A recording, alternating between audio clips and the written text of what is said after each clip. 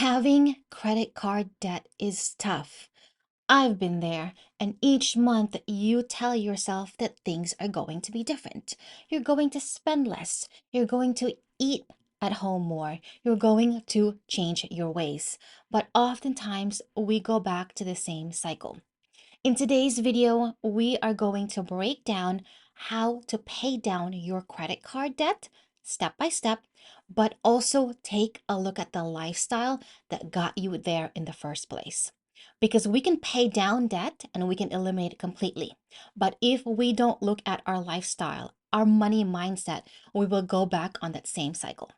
Thank you for joining me today. My name is Catherine Agapjan, and here at Sisters for Financial Independence, we cover topics related to money and motherhood. I am a financial educator, so the purpose of this video is for education. Now, today, credit card rates are at an all-time high, so carrying a balance means more of your hard-earned money is going down to interest. I also want to let you know that when you carry a balance moving forward on your credit card, it means anything that you've purchased, whether that's dinner out or clothes, have cost extra. So regardless if you were trying to buy something on sale, because you're putting something on a credit card and it's accumulating interest, you've now most likely increased its price to you.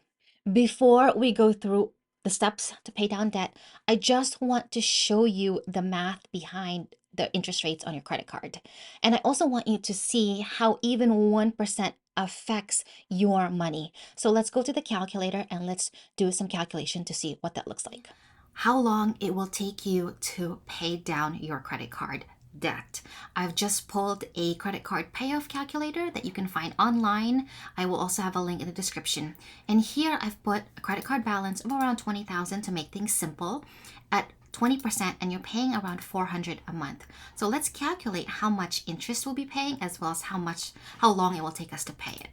At 400 a month, it will take us 109 months to pay it off, paying a total of around 23,360. For the amount you've spent on this card, you will be doubling the amount you'll be paying, and 54% of it going to interest.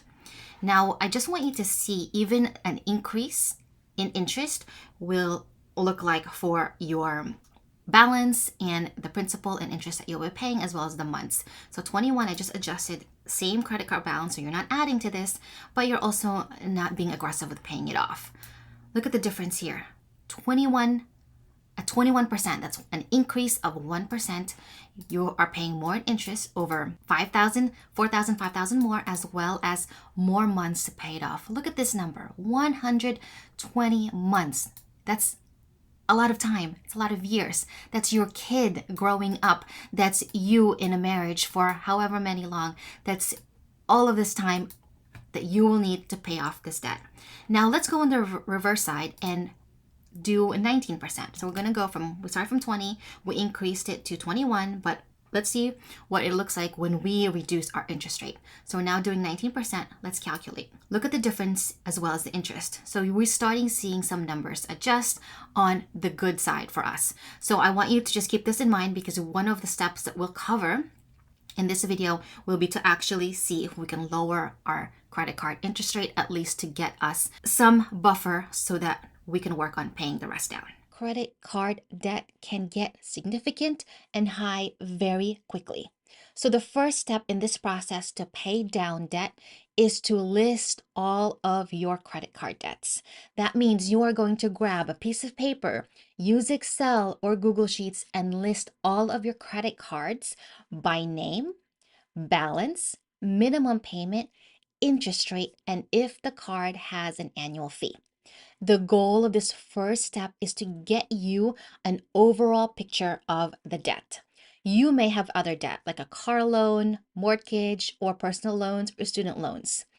Because credit cards are high right now, over 20%, it's good to focus on credit cards at the moment so that you can save money today and in the future.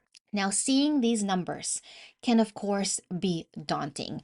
It might bring up some stress levels and it might make you just not want to look at them. But this is the first step in actually addressing this problem and getting you on that journey. For this first step, I do like to use this free tool from Vertex 32. So thanks to them for providing us this tool to track this information. I like this tool because there is other calculations that we will use later on in this step. I will then show you a little bit later how you can create a payoff plan using this tool so that you have a plan in place to pay down this debt. Vertex also has other free tools that can help you with debt payoff. I'd recommend checking out their website. For majority of people, use the free version. You don't need to upgrade. You don't need to pay for anything else. Just use the free version that they have. One of the data points I asked you to include in your list of debts and credit cards is actually the annual fee to see if your card has one. This is going to be important later on because we are going to use this to see if we can reduce our balance using the annual fee. We will cover that in a few steps, so make sure you stay tuned.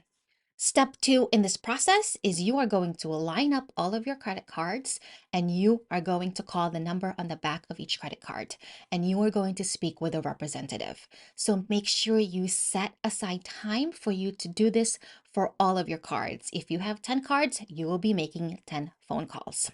Now you are going to speak to a representative and you will ask them for two things. Now, in that list of all of your credit cards and your debt and payments, we added that list for annual fee. If your card has an annual fee, you are going to ask them to downgrade your credit card to one that has no annual fee. Now, a lot of the credit card companies will try to push you and tell you, well, we can waive the annual fee this year, we can give you miles, points, whatever it is. You are going to say no to all of those retention offers and bonus and ask that you downgrade the card. What will happen is that if you have just paid the annual fee, there's a possibility and most likely that they will reimburse you back that annual fee. So you will change cards to one that has no fee and they will reimburse you that amount. Now, if it's been a few months since you've actually paid the annual fee, you will most likely get a prorated amount, and this will appear in your statement. So automatically, if you look at your statement, you have just reduced your balance based on the credit back to your statement. So the second thing that you are going to ask the rep to see if it's possible to lower your interest rate, even by 1 or 2%. Now, if you have an excellent credit score, like this is maybe the first time that you are running up credit card debt, it might be possible for you to get this decrease in interest rate. You have to ask. And we saw in that calculator that even asking for 1% less or even 2% can save you significant on interest and again give you some buffer room so that interest isn't accumulating as fast on your balance. If you are carrying a balance across multiple credit cards and they have some kind of annual fee, all of those fees will add up, which can significantly reduce your balances. So just keep that in mind. Now you're going to ask me, well, I love this credit card because I'm earning points and so forth. I'm going to cover that in step 3. Step 3 in this process to pay down credit card debt is to redeem your credit card rewards.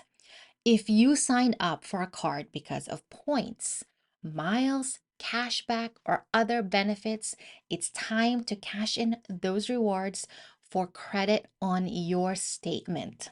Again, our goal is to lower the balance to slow down the accumulation of interest, and we are going to cash in those rewards to help us do that.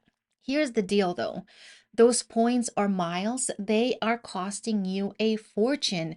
They're not worth it if you are carrying a balance at 20% and you're only earning 1% rewards. The math will never add up. I'm also sorry to tell you that you probably should not be traveling at this time. You probably not should not be putting a lot of stuff on your credit card anyways to be earning these measly 1% rewards. Points and miles aren't earning you good interest and they are losing their value every day.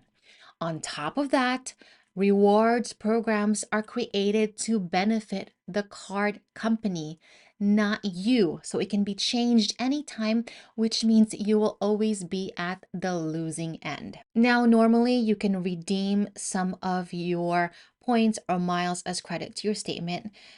The value won't be as much, but at least it'll get you that buffer. And you could mostly do this online. So try to do it online so that you can, again, create that cushion for yourself and lower your balance. Step 4 in this process is to review and eliminate recurring charges. So, what you'll need to do is look at your statements. I would review at least 3 months of past credit card statements to see what are recurring charges. Print it out, review it with your partner, husband, anyone else in your household, maybe teenagers, and have them tell you what that recurring charge is. These recurring charges can sometimes be costly. We don't think about them, we don't even add them up, but they are significant. So anything that is a want and a nice to have will need to be eliminated or at least reduced. Here are some things you can do to look for these recurring charges. 1, go to Apple billing and subscriptions to see what charges are recurring and make sure you cancel them. Again, speak to your household to see what is being charged to your account and ask your household to help you eliminate and cancel some of these charges. 2, cancel convenience services like DoorDash, Grubhub, Instacart, because starting today, you and your family will need to be a bit more diligent about spending money on conveniences. We're not going to add anything to the credit card, so we want to eliminate some of these charges. Third thing you can do is cancel Amazon Prime to reduce the temptation for last minute purchases. I encourage you to actually look up all of your Amazon purchases for the past year to see which one were impulse purchases because you were just not planning ahead. Trust me that you can still use Amazon and still get free shipping if you bundle your purchases. What this automatically does is forces you to be more intentional about what you're adding to your cart and what you're finally end up purchasing. And next thing is to cancel anything else that you haven't used in a while.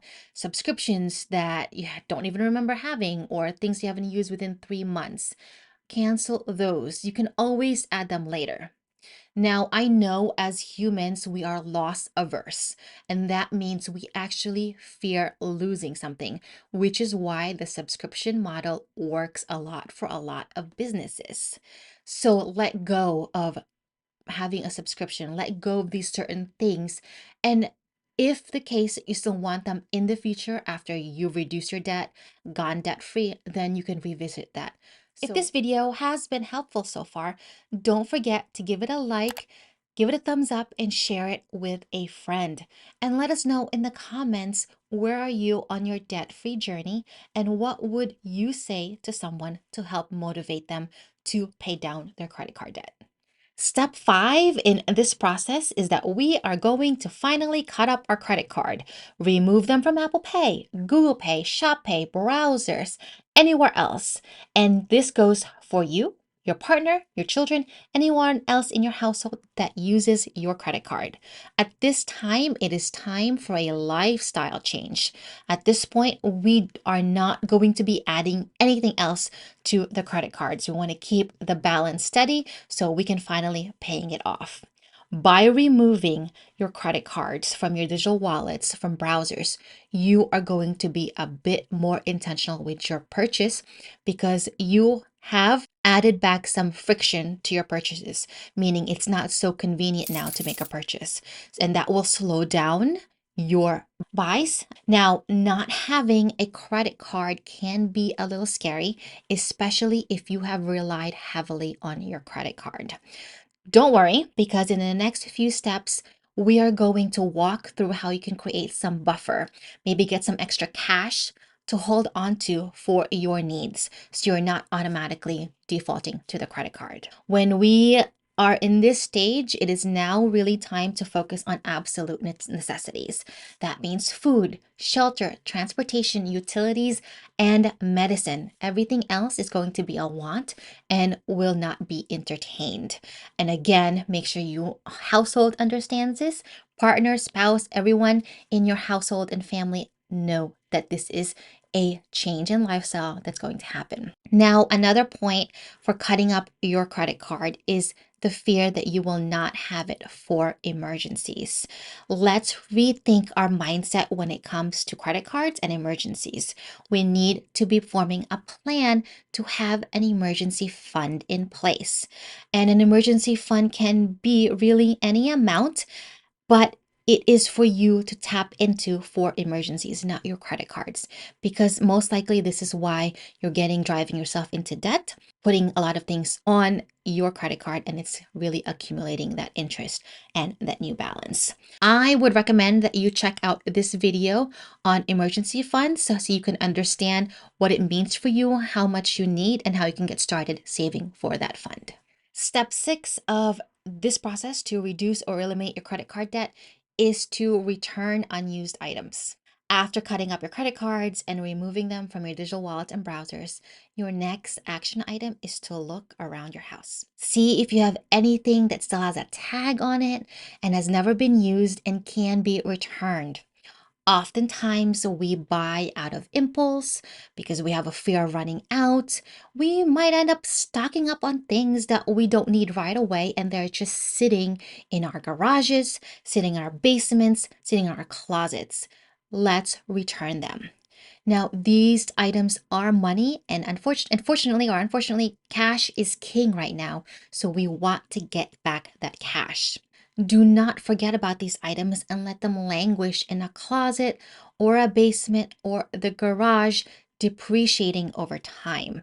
Return them to the store where you bought them and use the return money for things you actually need or to go back as a credit statement to your credit card. Now, this is your opportunity to take advantage of a store return policy, not abuse it.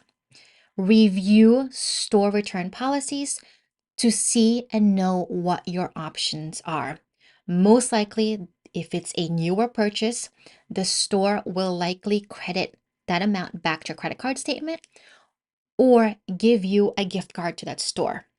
So, for example, Costco has a very good return policy for their members that will allow you to return unused items and they will credit that back to your card that you used. Target has a similar policy. So, the goal again is to take advantage of the return policy, but not abuse the policy. Please take care when you do this. If the store does give you store credit, hold on to that. That means you can put one less needed item on a card or pay cash for it. So be specific, be intentional with what you will use that store credit for your next purchases. Now, I offer this tip because even in 2024, our primitive brains are still wired for scarcity, and many of us make purchases based on fear of running out. And it's completely a valid response given that during COVID and we had a supply chain trauma that reduced our access to a lot of things. But it is 2024. We need to stop hoarding things. We need to let go of a lot of these things because we likely just overpurchased and we need to get that cash back. Step 7 in this process is to start selling your stuff. Now, selling your stuff is step 7 in this case because I wanted you to do the due diligence of listing all of your debt, calling credit card companies to reduce the interest rate or reduce the annual fees because those are easy wins that will reduce your balance. Now, selling your stuff can take time, but it's time for us to do that so we can get some cash back. The minute you have that extra cash on hand and you don't need it for necessities, send it to your credit card company. Here's why. The majority of credit card issuers compound interest daily. So the faster you can reduce that balance, the less accumulation of your interest will be. Review your card member agreement to see how the interest is calculated, but for majority it will be daily, which is why it's so difficult to pay down credit card debt quickly because it runs faster than most of us. So please see, once you get your cash on hand, send it to the card company and get that balance reduced as fast as possible. Step 8 in this process is you are going to shop around for balance transfer offers. At this point in the payoff process, we've stopped adding new charges to the cards. We've reduced our balances maybe by a few hundred or $1,000, depending on what we could have done. And we've also reduced the interest rate if it was possible. Now it's time to speed up the payoff process through a balance transfer. A balance transfer basically allows you to transfer the balance of one card to a new card to take advantage of a lower interest rate. Maybe in some cases, 0% interest. When this happens, you will likely pay a fee for the balance that you're transferring, but for the next specified period of time, like 12 months, maybe it's 18 months, the interest rate will not be accumulating on your debt or will be accumulating slowly. You will need to read the fine print when it comes to balance transfers.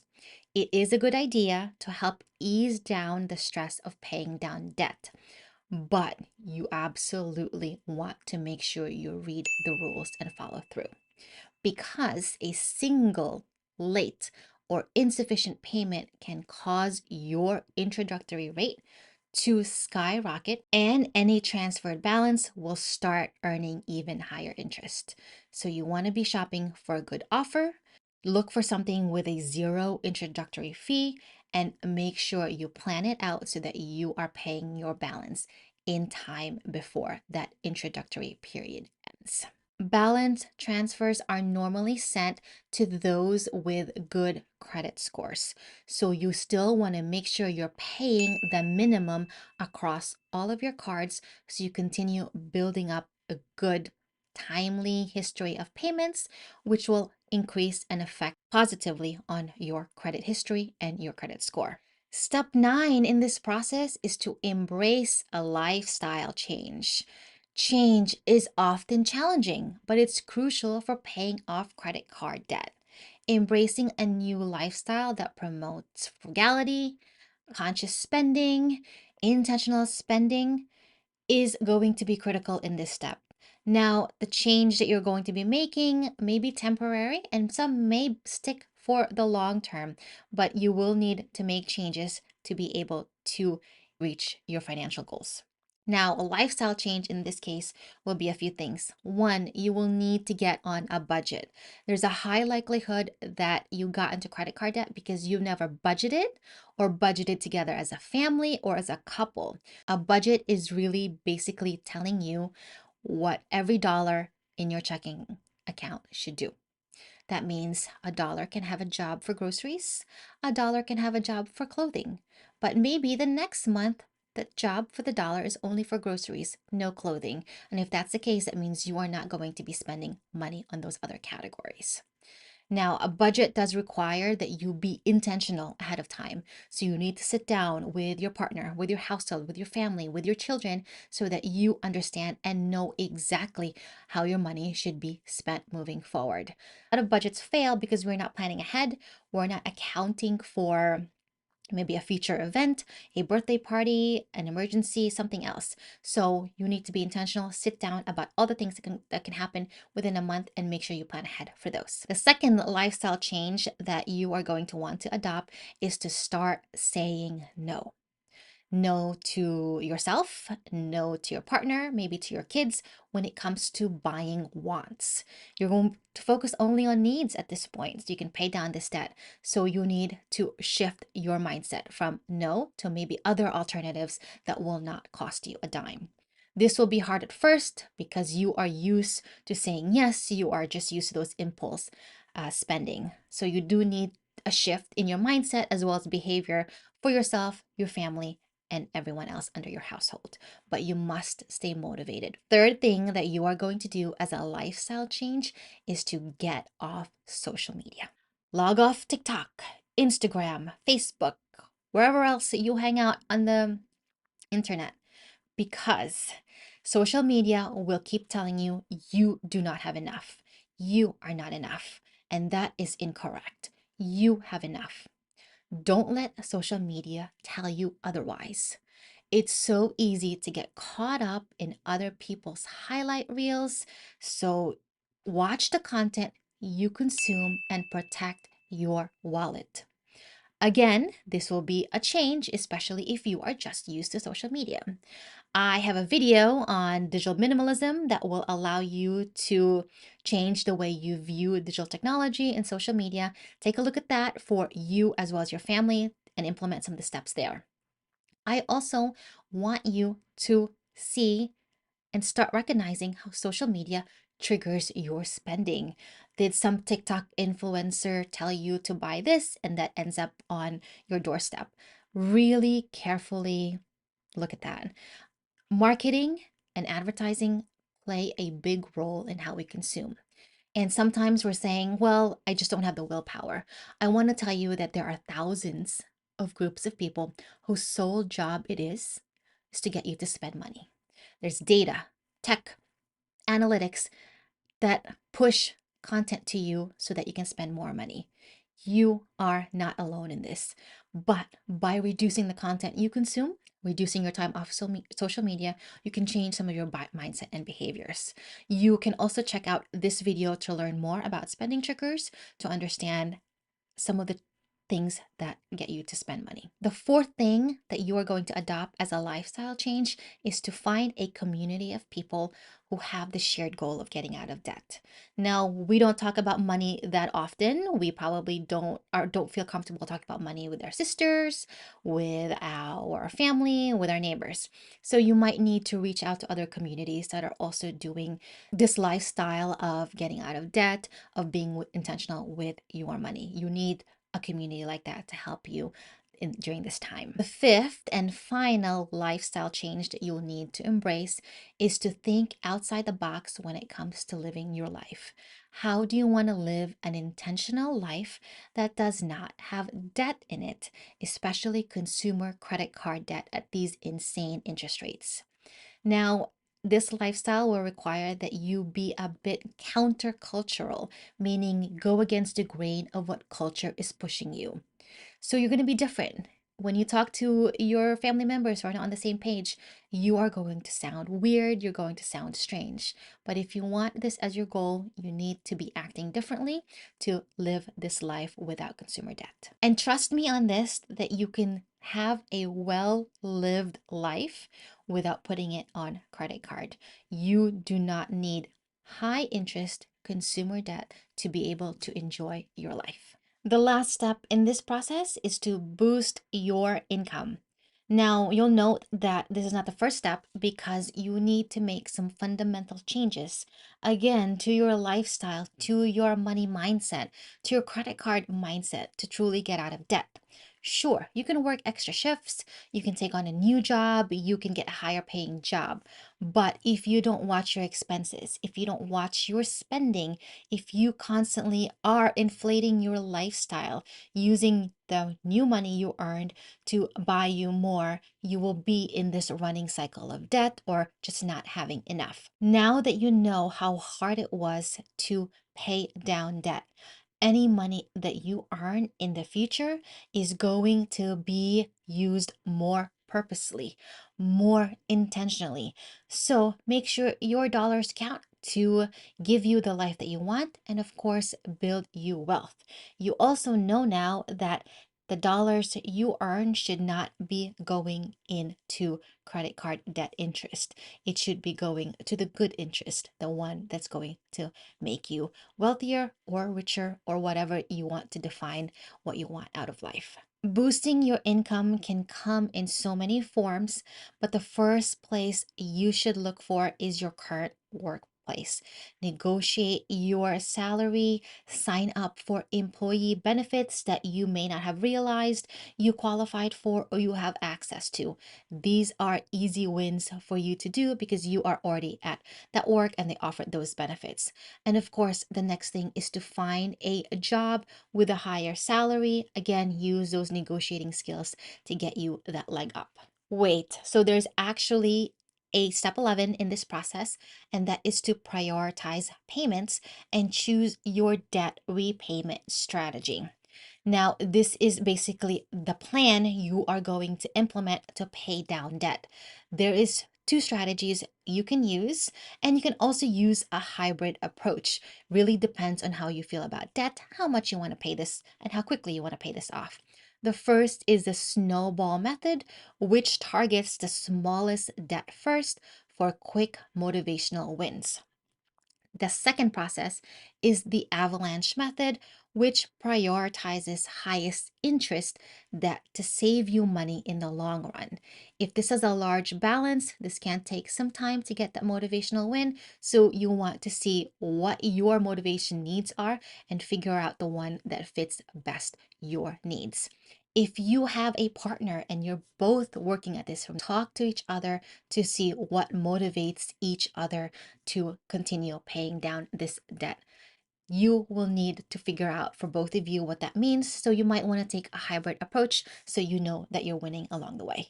So let's go back to our spreadsheet so we can see what that looks like when it comes to doing our repayment strategy. Again, we're using Vertex 32, this free spreadsheet they have. You can always use your own, but this one already has the calculations built in, so that'll be easier for you to work with.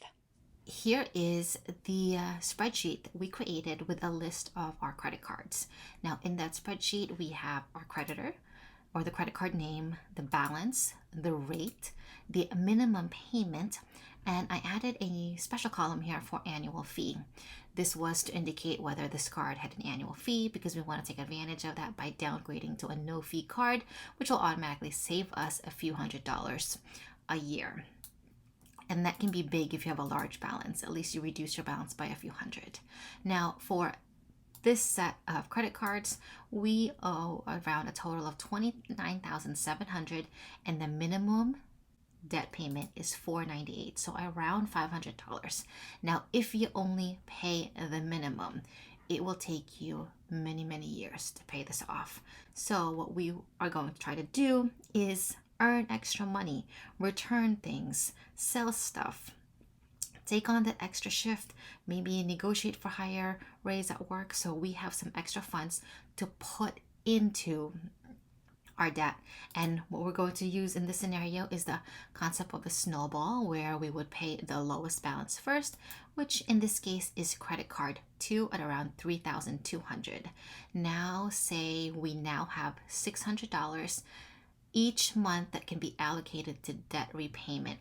And what will happen is it will take the extra $101 and put it into credit card number 2 until that gets paid off. Once this is paid off, which is pretty quick, almost in 2 years, it will take the minimum from this card that you've been using to pay and put that to the credit card 1, and then it'll snowball from there. So this can be an effective way for you to really understand where your money is going, how quickly you're able to pay down this debt and be debt free from credit card. Of course, is at this point, probably all of your rates will be very similar. So the snowball might be the better option, given that it'll give you some quick motivational wins once you take down the lowest balance and then really work to pay off the large balance here in this case. So again, this is an awesome tool to use. There's so much more also that you can learn from. I'll have a few links in the description so that you can use this calculator to really understand your payoff process, how long it will take you, and what else you can do as far as if you add an extra $50 to your snowball, how much will that mean? And you can see all of that in the other tabs as well. So take a look at the example as well as the links in the description so you know how to use this video and have it on hand when you're in your debt-free journey. Everyone's debt journey is going to be different. So stay committed, be patient with yourself, and stay focused on your goal. And have conversations with your partner, with your family, with your children about what you're doing so you are not alone in this journey. Once you get out of consumer debt, of credit card debt, it's going to be a different future for your family and your family's financial health. If you want more help with your budget, I'd recommend checking out this video to help you streamline some of your budget, and then this other video to help you a little bit more with your money. And I will see you next time for the next video. Bye.